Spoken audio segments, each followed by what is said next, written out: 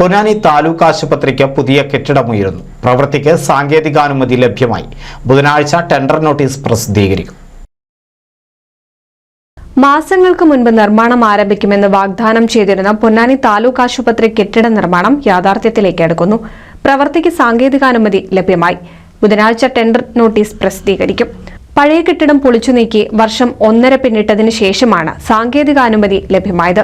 കിഫ്ബി പദ്ധതിയിൽ ഉൾപ്പെടുത്തി 13 കോടി രൂപ ചിലവിലാണ് പുതിയ ആശുപത്രി കെട്ടിടം നിർമ്മിക്കുന്നത്. പദ്ധതിക്കായി ആദ്യം ഭരണാനുമതി ലഭിച്ചിരുന്നുവെങ്കിലും പിന്നീട് എസ്റ്റിമേറ്റ് തുകയിൽ മാറ്റം വരുത്തി.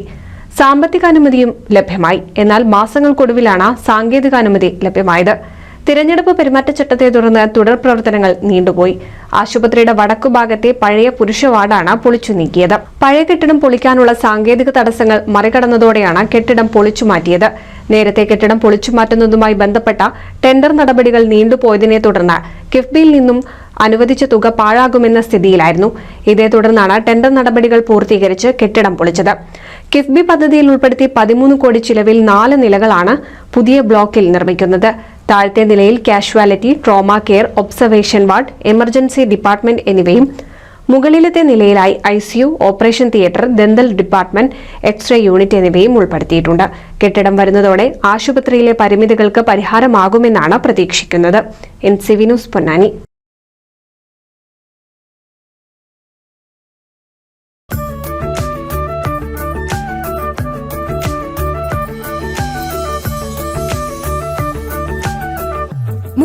വർഷത്തെ വിശ്വസ്ത പാരമ്പര്യവുമായി എന്നും എപ്പോഴും കൂടെയുണ്ടെന്ന വിശ്വാസം. Basith wedding mall, Basith arcade, Poongottukulam, Tirur.